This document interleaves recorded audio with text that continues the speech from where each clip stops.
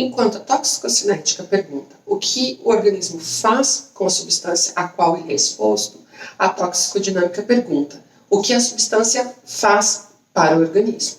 Nesse tópico, começaremos falando dos efeitos dos organismos, dos efeitos bioquímicos e dos efeitos fisiológicos às substâncias a quais os organismos são expostos. Não podemos esquecer que os efeitos das substâncias tóxicas não se limitam apenas a organismos.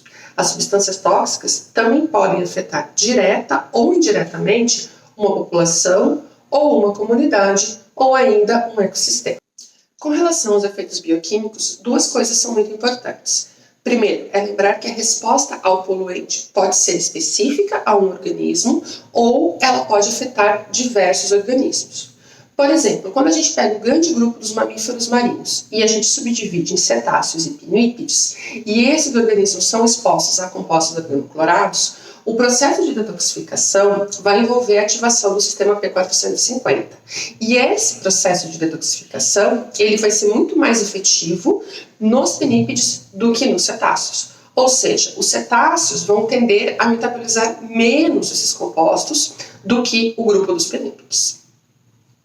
O segundo ponto também importante é que os efeitos eles podem ser específicos de uma substância ou não específicos. Um exemplo de efeitos específicos é a inibição da acetilcolinesterase causada por carbamatos ou organofosforados.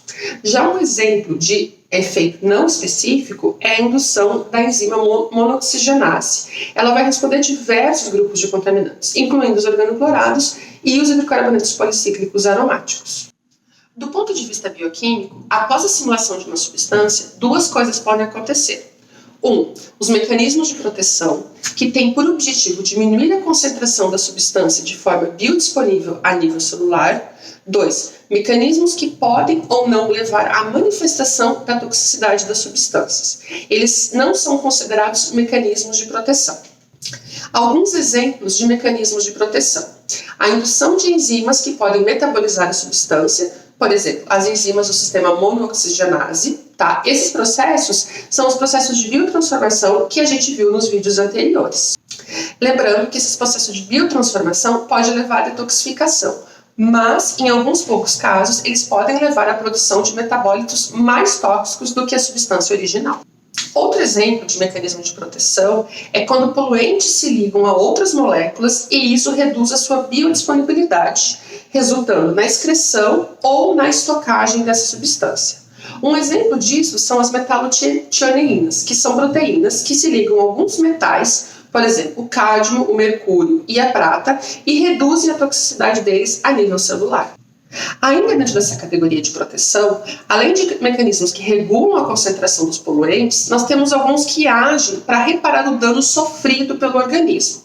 Por exemplo, como a liberação de proteínas do estresse. Um exemplo de ação dessas proteínas de estresse é que alguns contaminantes levam à formação de adutores no DNA.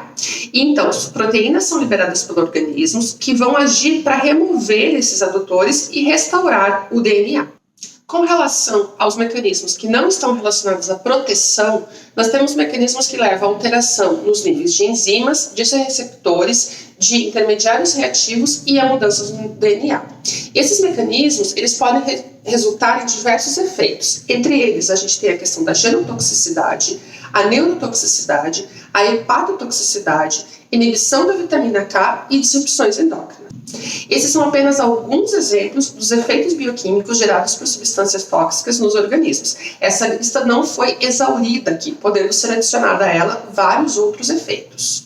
Agora vamos falar dos efeitos fisiológicos. Os efeitos fisiológicos são aqueles relacionados, por exemplo, com reprodução e metabolismo.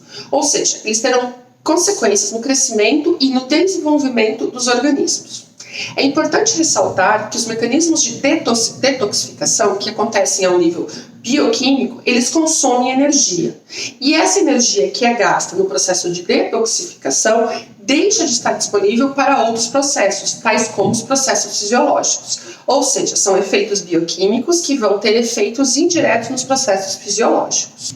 Os efeitos fisiológicos, então, eles vão dizer respeito à reprodução, vão dizer respeito ao crescimento, ao metabolismo, ao desenvolvimento, e entre eles a gente pode citar problemas na osmorregulação, problemas de respiração, problemas cardiovasculares, neurofisiológicos, comportamentais e reprodutivos, que podem ser efeitos subletais, não levando à morte do organismo, mas podem também ser efeitos letais, levando à morte do organismo, e ambos os casos vão ter efeitos diretos ou indiretos, tanto na população, quanto na comunidade, quanto no ecossistema, a qual aquele organismo está inserido.